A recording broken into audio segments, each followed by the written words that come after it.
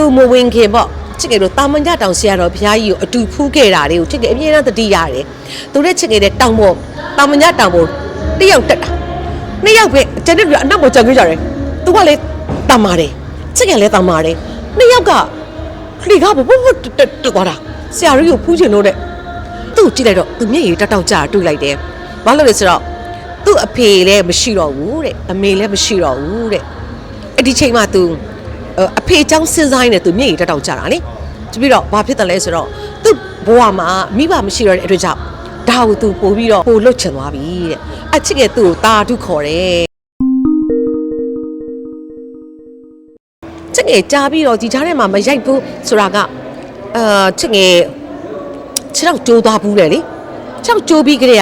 ချစ်ငယ်ရုပ်ရှင်ရိုက်ကိုမရိုက်ချင်တော့တာအဲစိုက်ကယ်စီးတဲ့ခါမှာချစ်ငယ်နဲ့တင်းထုံပေါ့နှစ်ယောက်အဲ့မှာစိုက်ကယ်မှောက်ကြရတယ်စိုက်ကယ်လဲသွားတာ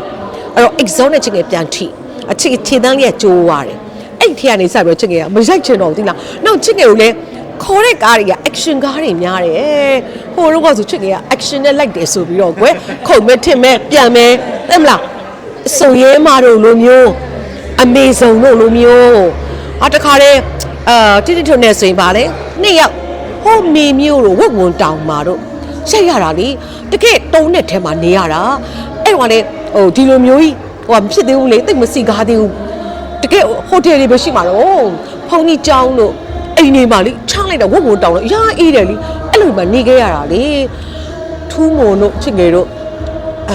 ဗာလေတို့ဘဝကတဲ့တို့ဗာတို့အဲ့တော့ action ကားတွေပဲ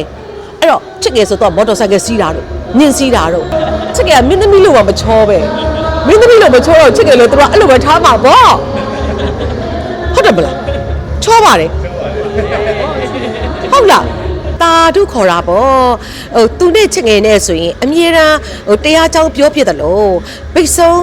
သူမဝင်ခင်ပေါ့ချစ်ငယ်တို့တာမန်ကြတောင်ဆရာတော်ဘုရားကြီးကိုအတူဖူးခဲ့တာတွေကိုချစ်ငယ်အမြဲတမ်းသတိရတယ်သူနဲ့ချစ်ငယ်တဲ့တောင်ပေါ်တာမန်ကြတောင်ပေါ်တစ်ယောက်တက်တာနှစ်ယောက်ပဲကျန်တဲ့လူကအနောက်ပေါ်ကျန်ခဲ့ကြတယ်သူကလည်းတမ်းပါတယ်ချစ်ငယ်လည်းတမ်းပါတယ်နှစ်ယောက်ကခလီကဘဘတက်သွားတာဆရာကြီးကိုဖူးချင်လို့တဲ့အချစ်ငယ်တို့နှစ်ယောက်ပဲဆရာတော်ကြီးအဖူးခံနေဟိုကျန်တဲ့လူတွေလည်းအဖူးခံမှာဒါပေမဲ့ကျန်တို့ကဖြည်းဖြည်းမှတက်လာတော့ချစ်ငယ်တော့တနားရောက်စောပြီးတော့တောင်ပေါ်ရောက်သွားတယ်အဲ့တော့ချစ်လူညီမနှစ်ယောက်အဲ့မှာသူမျက်ရည်တွေတောက်ကြတယ်သူ့ကြည့်လိုက်တော့သူမျက်ရည်တောက်ကြတွေ့လိုက်တယ်ဘာလို့လဲဆိုတော့သူ့အဖေလည်းမရှိတော့ဘူးတဲ့အမေလည်းမရှိတော့ဘူးတဲ့အဲ့ဒီချိန်မှာသူအဖေเจ้าစဉ်းစားနေသူမျက်ရည်တောက်ကြတာလေသူ့ဘဝမှာမိဘမရှိတော့တဲ့အတွက်ကြောင့်ဒါကိုသူပို့ပြီးတော့ပို့လွတ်ချင်သွားပြီတဲ့အချစ်ကသူ့ကိုတာထုခေါ်တယ်ဘာကြောင့်လဲဆိုချစ်ကတဲ့သူလည်းနှစ်ယောက်ပဲဘုံကြီးဆရာတော်ဘုရားကြီးချင်းအောင်မှာဆရာတော်ဖျက်လည်းသူ့ကိုမြစ်တာပို့တယ်ချစ်ကလည်းမြစ်တာပို့တယ်နှစ်ယောက်စလုံးကိုခေါင်းပုတ်ပြီးတော့